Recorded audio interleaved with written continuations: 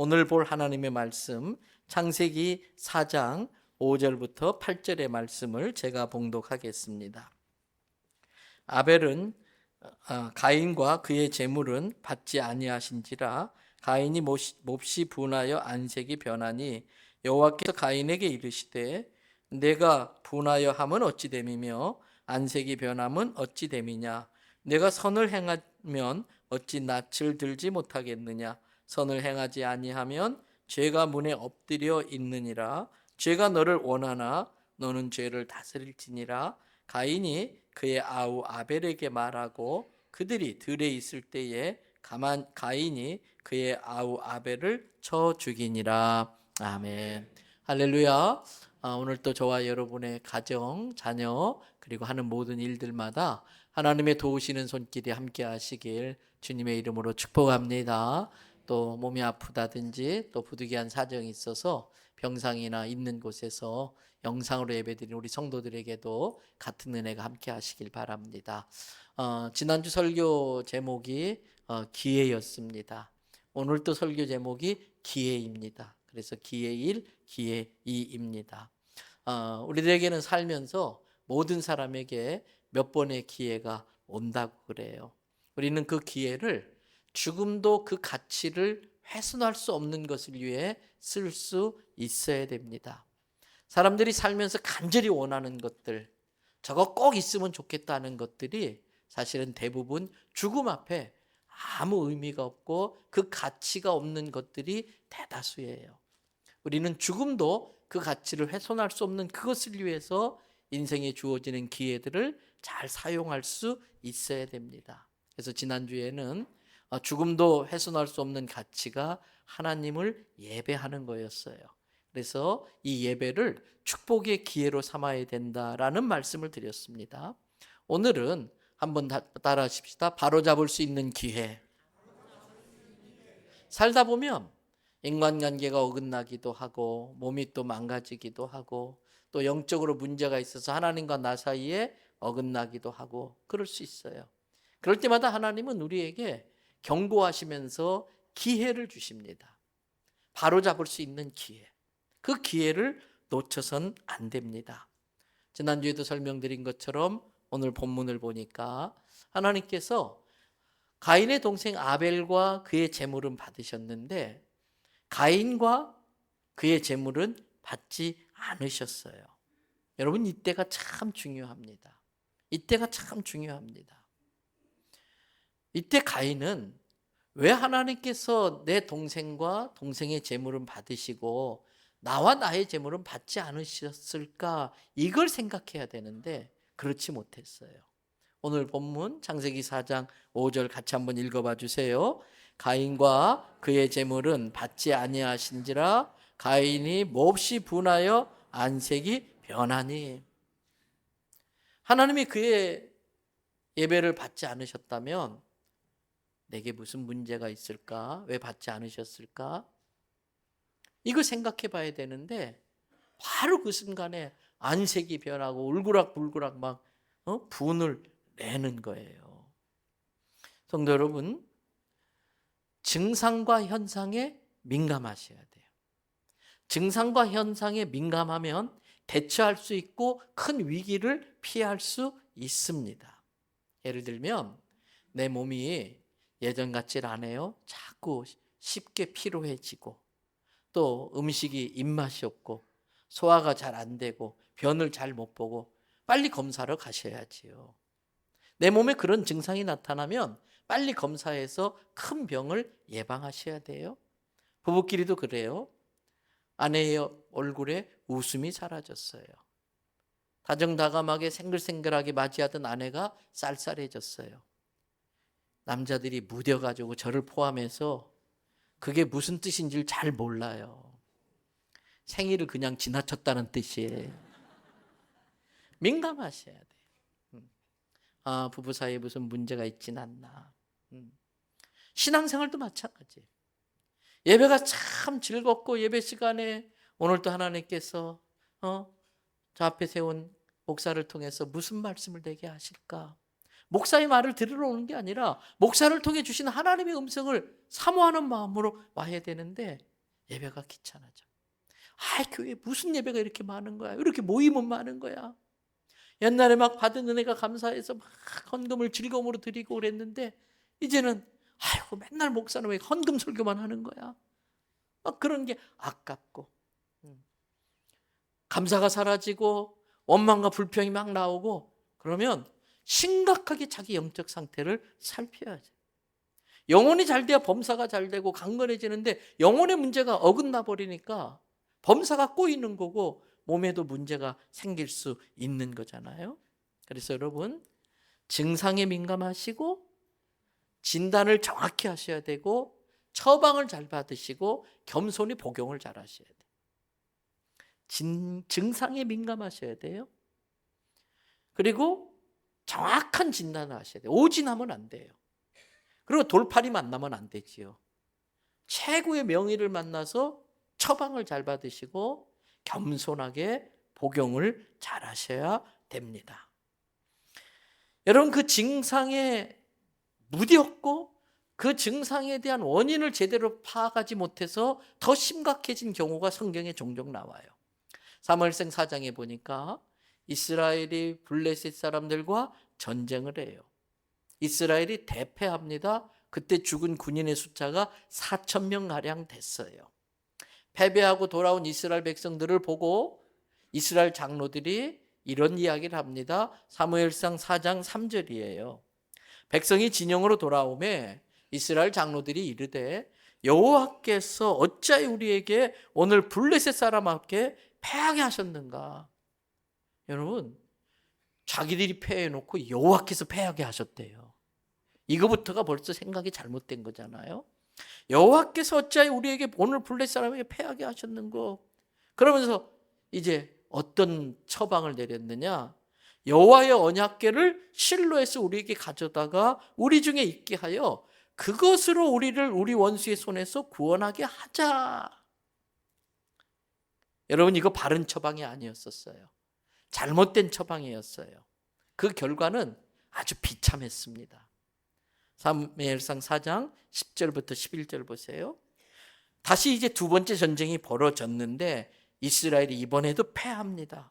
각기 장막으로 다 도망치고 살육이 심해서 이스라엘 보병이 전사했는데 몇 명이나 죽었다고요? 3만 명. 요즘도 3만 명이면 대단한 숫자인데 인구도 적고 아주 작은 족속인 이스라엘 족속 중에 건장한 전사들 3만 명이 전쟁에서 죽었으니 얼마나 큰 피해입니까? 그런데 그거보다 더 심각한 일이 벌어졌어요. 11절이에요. 같이 한번 읽어보십시다. 하나님의 궤는 빼앗겼고 엘리의 두 아들 홈니와 비느하스는 죽임을 당하더라. 여러분 하나님의 언약궤는 이스라엘의 정체성이에요. 근데 그걸 빼앗겨 버린 거예요. 게다가 엘리 제사장의 뒤를 이어야 될 홈니와 비느하스가 전쟁터에서 죽어버리고 만 거예요. 왜 이런 비극이 벌어졌을까? 진단을 잘못했고 처방을 잘못했기 때문이에요. 이때 이스라엘 백성은 어떻게 했을까? 하나님이 함께하지 않으셨으니까 졌구나. 그러면 그 다음 단계는 왜 하나님이 우리와 함께하지 않으셨을까? 이걸 생각해야 되는데 그건 건너뛰어 버리고 달라진 건 하나도 없고 법궤만 가져오면 돼. 그러면 우리 이겨. 마치 법궤를 도깨비 방망이나 부적처럼 그렇게 생각한 거지요. 아니에요. 하나님이 임재하지 않으셔서 함께하지 않으셔서 적는데 거기까지는 좋았는데 왜 하나님이 임재하지 않으셨을까? 이걸 생각해야 되는 거예요. 그런데 아십니까? 거룩하신 하나님이 죄가 있는 죄인에게 임하시면 직사해요. 그래서 죄인이지만 그래도 사랑하기 때문에 우리를 직사하지 않게 하려고 하나님은 구하는 만큼 임재하지 아니하시고 준비된 만큼만 임재하시는 거예요. 똑같은 예배라도 은혜 받는 정도가 달라요. 왜요? 지난주 설교에 예배에 대한 말씀드렸는데 예배가 뭔지 예배 드리는 태도는 어떠해야 되는지 그래서 일찍 와서 예배를 위해 깊이 회개하면서 준비할 때에 회개의 깊이만큼 하나님의 은혜가 임하는 걸 깨달으시기 바랍니다. 그래서 하나님은 구하는 만큼 임하지 아니하시고 준비된 만큼 임하는 거예요. 이때 이스라엘 백성들은 하나님이 우리와 함께 하고 싶으셔도 우리가 죽을까 봐 우리 죄가 해결되기 전까지 함께 하지 못해 주시는구나. 그러면 그때부터 자기들을 말씀으로 스캔해야지요. 그리고 하나님께서 깨우쳐 주시는 죄에 대해서 진심으로 회개하고 전쟁에 나가면 굳이 법궤를 가져오지 않아도 하나님이 함께 하셔서 전쟁에 이길 수 있었던 겁니다. 마찬가지로 가인도 왜 하나님이 자기와 자기 재물은 받지 않으셨을까? 자기를 먼저 살펴야죠. 아니, 저 아벨 저놈이 내 동생인데 제 건 받고 내 건 안 받으셔? 내가 쟤보다 못한 게 뭐 있어? 그러면서 편파적인 사랑한다고 하나님을 매도하고 하나님에 대해서 섭섭해하고 저놈의 자식 때문에 내가 하나님이 내 재물 안 받으신 거야. 동생을 미워하고 시기하고 질투하고 있는 거예요. 그런 가인에게 하나님께서 다시 기회를 줍니다. 네가 예배에 실패해서 예배를 통해 축복을 받지 못했는데 나도 너무 안타까워. 더 기회를 다시 한번 기회를 줄게. 여러분 아셔야 됩니다. 하나님은 늘 우리에게 기회를 주시는 분이에요. 어떤 기회를 주시느냐? 오늘 본문 창세기 4장 6절 7절을 한번 보세요. 여호와께서 가인에게 이르시되 가인아 왜 이렇게 씩씩거리고 화를 내? 왜 이렇게 얼굴이 울그락불그락해? 그러면서 정확히 진단해 주세요. 7절에 네가 선을 행했다면 어찌 나한테 낯을 들지 못하겠니? 나도 너를 알고 너도 너 자신을 알잖아. 네가 선을 행하지 않으면 죄가 문 앞에 어떻게 있다? 엎드려 있다. 그러면서 죄가 너를 지금 원해. 죄가 너를 원하고 있어. 너는 그 죄를 빨리 다스려야 돼. 이 말씀하시는 거예요. 바로 잡을 수 있는 기회입니다. 회개할 수 있는 기회입니다. 여러분, 하나님은 자기 잘못은 생각 못하고 하나님에게 따지고 들고 화를 내는 가인에게 진노하시는 것이 아니라 인내하시면서 그를 책망하거나 벌하시는 게 아니라 돌이킬 수 있는 기회, 바로잡을 수 있는 기회를 주고 계세요.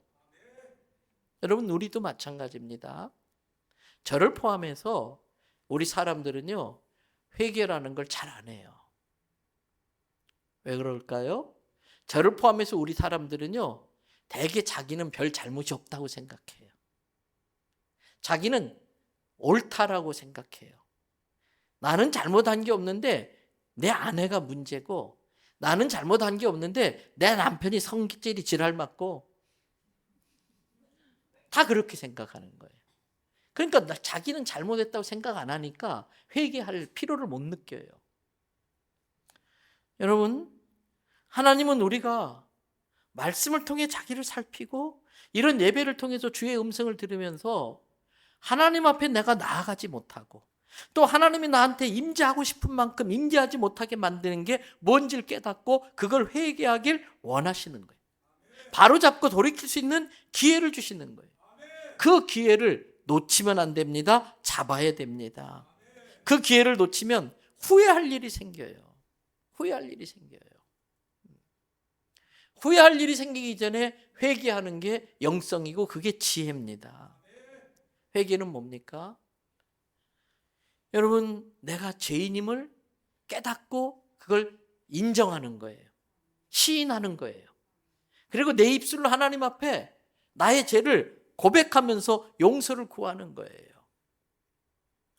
그런데 그것 때문에 눈물을 흘리고 가슴 아파하는 것으로 회개가 다 된 줄 알아요.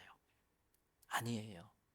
눈물 흘리고 애통해하는 것은 회개에 도움은 됐지만은 그 감정적인 것만으로는 회개가 된 게 아닙니다. 회개는 행동이 바뀌는 거예요. 회개는 그동안 하던 것을 딱 끊고 하지 않는 거예요. 그리고 하지 않았던 것이 죄라는 걸 깨닫고 회개하고 하지 않았던 걸 의지적 결단으로 행하는 거예요. 변화가 따르지 않으면 진정한 회개가 아닙니다. 슬픔 자체가 회개가 아니라 그 슬픔이 하나님께 돌아가게 만들어야 되고 그 슬픔이 내 행동을 바뀌게 만들어야 돼요. 신약 성경은 헬라어로 쓰여져 있는데 헬라어의 회개라는 단어가 메타노이아라고 하는 단어예요. 지난주 중에 새벽 기도회 때도 우리 전민숙 목사님이 구약의 회개의 단어와 신약의 회개의 단어를 가지고 말씀을 잘 전해주셨어요. 메타노이아는 뭐냐면 가던 걸 180도 돌린다는 거예요. 가던 걸 어떤 시점에서 확 돌리는 거예요. 얼마 전에 암살을 당해서 전 세계 많은 신실한 그리스도인들을 가슴 아프게 했던 찰스 커크라는 친구가 있어요. 18세 때에 하나님께 사명을 받아가지고 미국이 성경의 기초에 근거에 세워진 나라인데 그 성경의 가치를 잃어버렸다.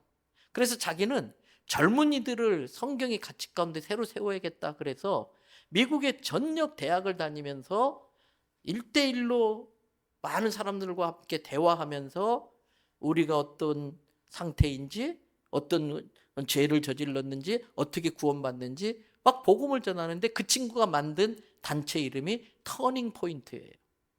오히려 그 친구가 암살당한 이후로 그 터닝 포인트 단체는 세계적으로 지금 막 불릴듯 일어나면서 세계 영성을 지금 새롭게 만들고 있거든요. 여러분, 우리들에게도 터닝 포인트가 필요한 거예요. 메타노이아가 필요한 거예요. 지금 가인에게 그 기회를 주셨고 성경이 그러한 기회를 부여받았던 또 한 사람이 있다면 예를 들면 가룟 유다예요. 예수님이 그 십자가에 잡혀 돌아가실 것을 아시고 이제 제자들과 함께 마가의 다락방에서 소위 말하는 최후의 만찬이라는 걸 합니다. 여러분, 그때에 예수님은 제자들 입장에서는 말도 안 되는 뜬금없는 이야기를 하세요. 지금 제자들은 며칠 전 예루살렘 성에 예수님 입성할 때에 그 백성들이 막 환호하는 것에 지금 업이 돼 있는 거예요. 호산나 다윗의 자손이여, 왕의 왕이시여. 막 그때 제자들의 마음에 이제 고생 끝, 드디어 우리 시대가 왔다, 한 자리 차지할 생각하고 있는 거예요. 근데 예수님이 잘 잡수다 말고 한마디 툭 하시는 거예요. 오늘 우리의 음식 그릇에 나와 같이 손을 넣는 자 중에서 나를 팔 자가 있어. 같은 음식 그릇에 손을 넣는다는 건 아주 친밀하다는 거예요. 믿을 수 있는 사이라는 거예요. 그런데 너희들 중에 나를 팔 자가 있어.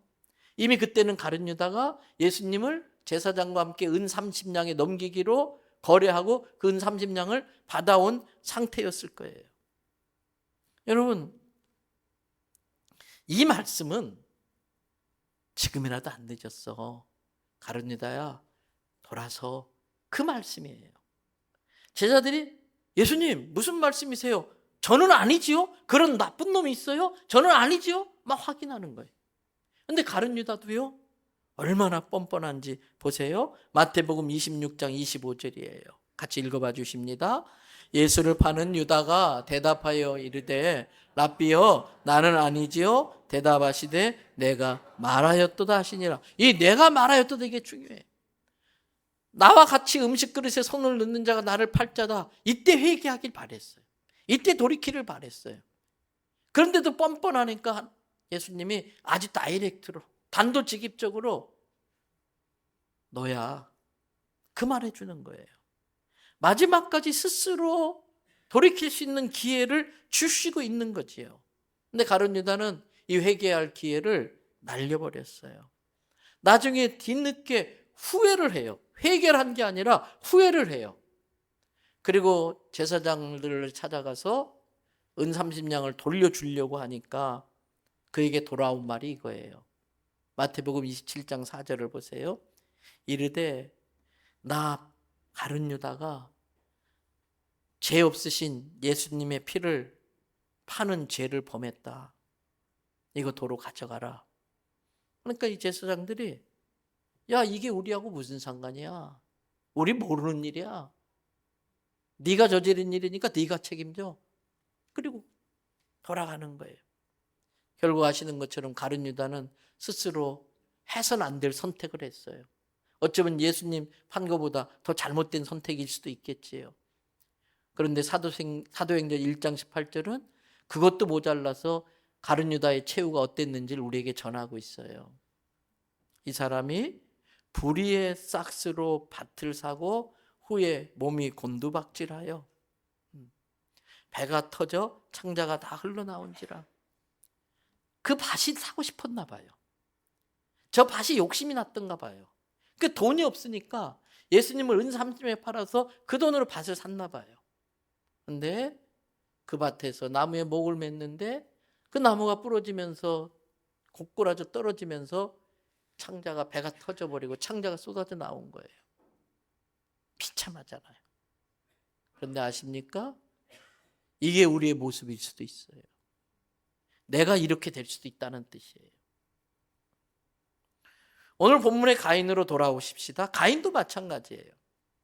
화를 내며 안색이 울그락부락한 그 가인을 향해 하나님은 앞에서 읽은 것처럼 야, 네가 왜 자꾸 그렇게 화를 내고 얼굴 모양이 왜 그래? 그러면서 지금 죄가 네 앞에 엎드리고 있는데 죄가 너를 원하고 있어. 이 죄를 다스려야 돼. 여기서 엎드리고 있다는 건 먹잇감을 노리는 맹수처럼 웅크리고 있다는 거예요. 기회를 노리고 있다는 뜻이에요.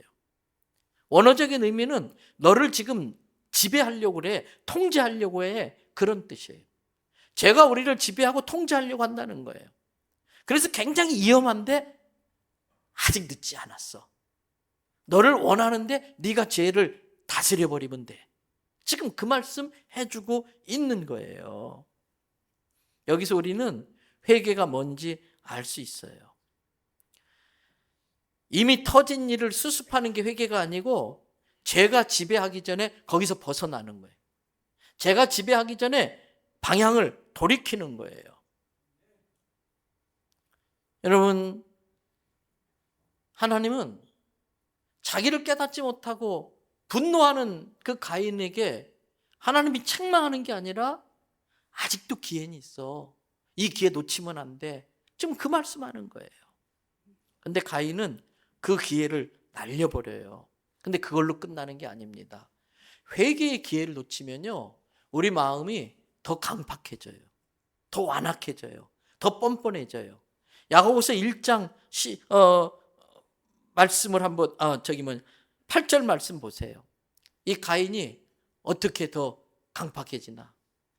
하나님께서 지금 죄가 너를 다 지배하려고 지금 웅크리고 있어. 그랬는데도 8절 다 같이 읽어볼까요?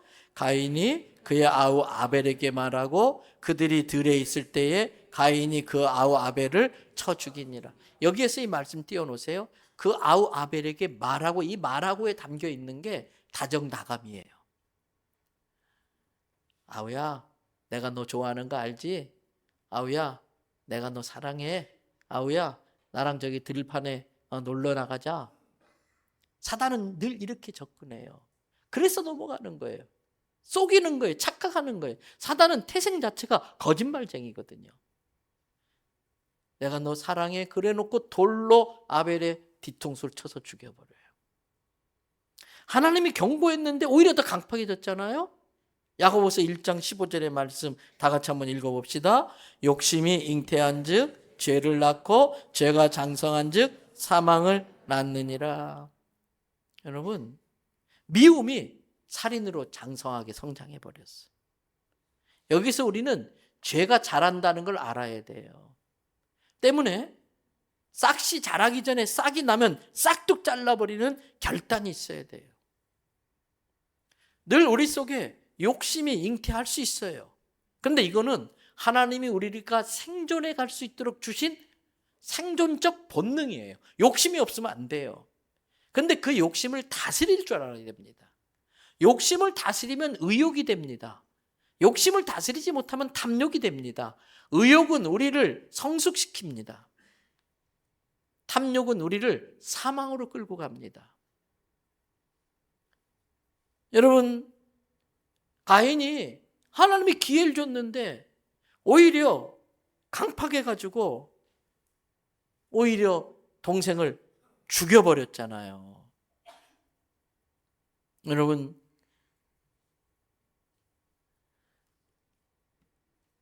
그것에 대해서 하나님이 얼마나 가슴 아프셨을까. 그런 가인을 당장 번개쳐서 죽여버려야지요. 내가 너한테 그렇게 기회를 줬는데, 예배의 축복의 기회도 줬고, 네 잘못을 깨달을 수 있도록 내가 구체적으로 너한테 뭐가 진지를 알려줬는데 너는 오히려 동생을 죽여? 번개쳐서 죽여버려야지요. 근데 하나님이 또 참으세요. 그 형의 돌에 맞아 죽는 아벨이 얼마나 아팠을까? 얼마나 두려웠을까? 얼마나 배신감 느꼈을까? 그걸 하나님이 고스란히 느끼니까 하나님 괴로우신 거예요. 그러면서 나의 사랑을 모르고 저 동생을 시기 질투하고 동생을 죽이는 저 가인의 마음은 얼마나 힘들까? 괴로워하는 가인의 마음을 하나님이 고스란히 느끼는 거예요. 그 아픔과 그 슬픔을 억누르고 다시 가인에게 말씀하세요. 그게 창세기 4장 9절이에요. 여호와께서 가인에게 이르시되 내 아우 아벨은 어디 있니? 아시고 물어보는 거잖아요. 이때 하나님이 정말 간절히 원했던 게 뭐냐면, 하나님, 제가 큰 잘못을 저질렀어요. 제가 내 미움을 다스리지 못해서 내 동생을 죽여버리고 말았어요. 하나님 어떡해요? 하나님 잘못했어요. 하나님 이걸 간절히 원하시는 거예요. 그걸 기대하신 거예요. 그런데 9절 뒷부분에 보세요. 하나님 그걸 왜 나한테 물어보세요? 내가 내 동생 지키는 사람입니까? 뻔뻔해지는 거예요. 뻔뻔해지는 거예요. 여러분, 회개의 기회를 놓치면 양심이 화인 맞아요. 양심이 더 강팍해지고 뻔뻔해져요. 디모데전서 4장 2절 말씀 보세요. 같이 한번 읽어봅니다. 자기 양심이 화인을 맞아서 외식함으로 거짓말하는 자들이라. 이제 양심이 화인 맞아요. 피부와 양심은 보들보들해져야 돼. 피부와 양심은 보들보들해져야 돼. 그런데 자꾸 그 기회를 놓치면 점점 더 굳어져 가요. 그러면 거짓말해도 이제는 감각이 없어. 그게 거짓말인조차도 몰라. 그러면서 하나님께 왜 그걸 나한테 물어요? 내가 아우 지키는 자입니까? 이제 하나님께 대들기까지 하는 거지요. 안타깝게도 가인은 하나님이 그렇게 인내하면서 자기에게 주신 기회를 다 날려버려요. 이제 남은 건 하나님의 심판밖에 없어요. 그 심판이 무서워요. 창세기 4장 10절에서 12절을 보세요. 이르시되 너 지금 무슨 짓을 한지 아니? 내 아우의 핏소리가 땅에서부터 내게 호소하느니라. 여러분, 나의 죄로 인하여 누군가 피를 흘리면 그 피는 계속 하나님께 호소해요. 때문에 내가 지은 죄를 사람들에겐 들키지 않을 수 있는데 하나님께는 감출 수가 없어요. 억울한 일을 당한 사람, 원통한 사람, 나한테 상처 입은 사람들이 계속해서 그 피가 하나님께 호소하기 때문에 하나님 앞에 다 드러나는 거예요. 그걸로 끝나는 게 아니에요. 11절에 보니까 그 땅이 입을 벌려 아우의 피를 받았기 때문에 내가 땅에서 어떻게 된다? 저주를 받는다. 저주를 끊어내야 되는데 저주를 쌓고 있는 거예요.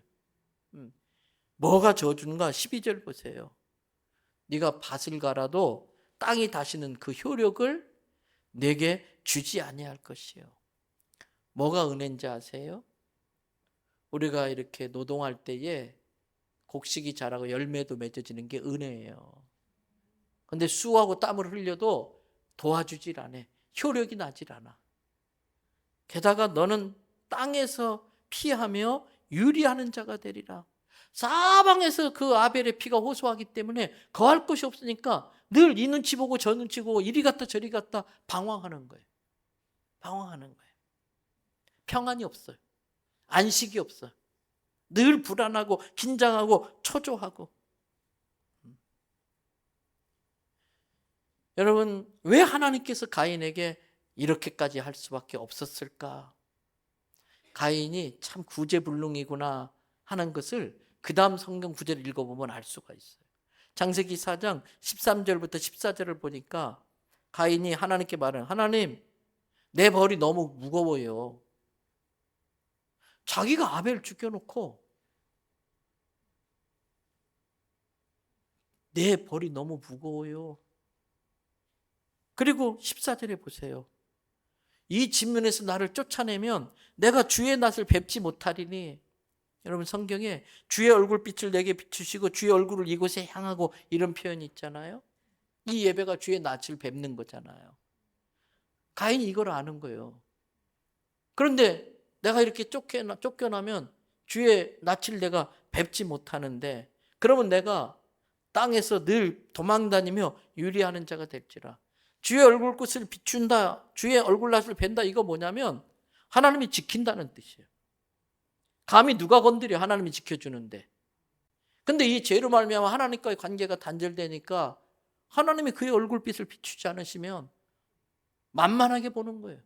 누구나 그놈 때려잡으려고 그러는 거예요. 그러니까 가인이 이걸 아는 거예요. 두려워가지고.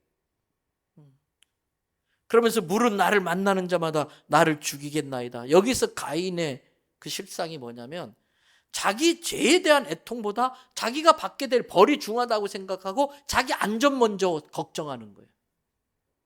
자기 안전부터 먼저 챙기려고 하는 거예요. 그래서 어떤 성경 주석가는 가인이 죄를 슬퍼하기보다 벌 받는 자신에 대해 더 슬퍼했다. 죄에 대해 슬퍼해야 되는데 죄에 슬퍼하기보다는 자기가 받을 벌 때문에 더 슬퍼했다. 여러분, 가인의 이런 모습이 우리에게도 있습니다. 죄에 대해서 애통하는 마음보다는 어떻게 이걸 수습할까? 어떻게 내가 여기에서 빠져나갈까? 자기 안전에 더 관심이 많아요. 죄를 회개하기보다는 어떻게 해서든 이걸 무마하고 더 큰 복을 받는데 우리의 관심이 더 많이 쏠려 있어요. 아닙니다. 이제 우리는 하나님의 아파하는 마음을 헤아려야 돼.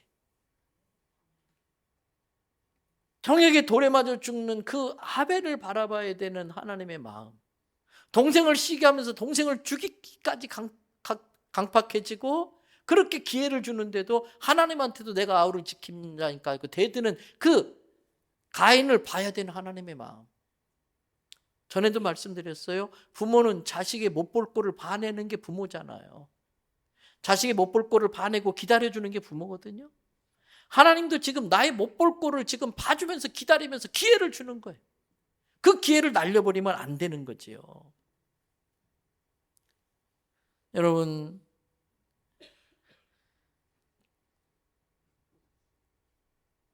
이 가인의 그러한 뻔뻔하면서 하나님 내 재벌이 무겁습니다. 내가 돌아다니다가 마저 죽으면 어떡해요? 이걸 보면은 저라면은 괘씸해가지고 야 이놈아 내가 그러니까 진작부터 너한테 경고했잖아. 내 말 안 듣고 이젠 어쩔 수 없어. 이제 끝이야. 더 이상 기회 없어. 네가 그렇게 벌린 일이니까 네가 책임져. 나 몰라. 완전히 그냥 그랬을 거예요. 저라면은. 여러분, 하나님이 저 같지 않은 걸 감사하시기 바랍니다. 하나님이 저 같으면 큰일 나지요. 하나님 저 같을 수도 없는 거고. 저는 오늘 본문 말씀을 묵상하다가 또 소망을 봐요. 무한하신 하나님의 사랑을 또 깨닫게 돼요. 그런 가인에게 하나님이 뭐라고 하는지 아세요? 15절 보세요. 같이 한번 읽어봐 보십시다. 15절 말씀. 여호와께서 그에게 이르시되 그렇지 아니하다. 가인을 죽인 자는 벌을 7배나 받으리라. 가인에게 표를 주사 그를 만나는 모든 사람에게 죽임을 면하게 하시느니라. 가인아, 너를 누가 건들면 내가 벌을 7배나 줄 거야. 그리고 너한테 내가 사인 하나 해둘게. 아무도 너 못 건들게 해줄게. 여전히 하나님은 가인을 사랑하시더라고. 여전히 하나님은 가인을 걱정하시고 가인을 어떻게 지켜줄까 그 염려하시더라고요. 여기서 우리는 우리를 향한 하나님의 사랑이 얼마나 무궁한가 그걸 깨닫게 되는 거예요. 그렇게 가인을 호되게 했지만 여전히 하나님의 마음속에는 지금이라도 가인이 회개하고 돌아오길 기다리고 계시는 거잖아요. 우리에게도 지금 그렇게 하고 계시는 거지요. 그래서 결론적으로 이렇게 말씀드려요. 우리도 마찬가지예요. 하나님께서 이사야 선지자를 통해 이사야서 1장 18절에 이렇게 말씀하세요. 여호와께서 말씀하시되 오라 우리가 서로 한번 따져보자. 네가 지은 죄가 큰지 내 사랑이 큰지 우리 한번 따져보자. 네 죄가 주홍같이 시빨거도 내가 흰눈같이 만들어줄게. 네 죄가 주홍같이 새빨가도 내가 양털처럼 희게 해줄 수 있어. 한번 와서 따져보자. 아무리 네가 죄를 지어도 내 사랑은 못 따라올 거야. 내가 그 사랑으로 너의 죄를 그렇게 다 씻어주고 희게 해줄 거야. 그러면서 이사야서 43장 25절 이렇게 말해요. 나 여호와 곧 나는 너를 사랑해서라도 너를 용서하지만 나를 위해서도 용서하지 않을 수 없는 게 용서하지 않는 아픔이 크다는 걸 난 너무나 잘 알아. 너를 위해서도 용서하지만 용서하지 않는 아픔이 나한테 너무 고통이 되기 때문에 그래서 나는 나를 위해서라도 너를 용서할 거야. 여러분, 혹시라도 누구와 불편한 관계에 있으면 복수하려고 하면은 내가 더 손해예요. 내가 복수한 것보다 복수하려는 마음으로 내가 당하는 고통이 더 큰 거예요. 그러니까 하나님처럼 우리도 나를 위해서라도 용서해야 돼. 그러면서 나는 나를 위하여 너의 허물과 잘못을 도말해버리겠다. 예수 보혈로 다 덮어버리겠다는 거예요. 아주 휘짓고 파도 보이지 않게 다 예수 피로 덮어버리고 내 죄는 기억도 하지 않겠다. 사탄은 비난하고 정죄해요. 하나님은 감싸고 칭찬해요. 하나님은 용서하고 덮어주세요. 그런데 우리는 진심으로 회개했다면 그 죄는 기억도 하지 않아야 되는데 하나님도 기억하지도 않는 그 죄를 나는 계속 기억하면서 죄책감에 시달리고 있다면 그건 하나님의 용서를 무시하는 게 돼. 하나님의 용서가 효력이 없는 것처럼 만드는 거예요. 그런데 그러한 마음은 사단이 주는 마음이에요. 사단은 계속 정죄하고 비난함으로써 나의 지난날의 죄 가운데 묶여있기를 원하는 거예요. 하나님은 덮어주고 용서하고 칭찬함으로써 지난날의 잘못으로부터 노임받고 진리가 너희를 자유케 할지니 그 말씀대로 하나님이 나를 사랑하고 용서한다는 이 참 진리를 깨닫고 자유케 되길 원하시는 거예요. 그러면서 요한계시록 2장 5절에서 이렇게 말해요.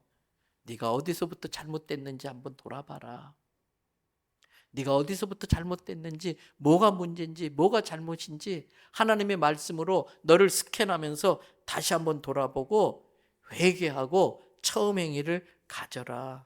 그러면서 하시는 말씀이 그 기회를 줬는데 그렇지 않으면 내가 촛대로 옮길 거야. 이 말은 아직 촛대가 있다는 뜻이에요. 아직 기회가 있다는 뜻이에요. 옮기지 않았다는 뜻이에요. 그걸 놓치면 안 된다는 거지요. 그런데 그 기회마저 놓치면 결국은 시편 7편으로 가요.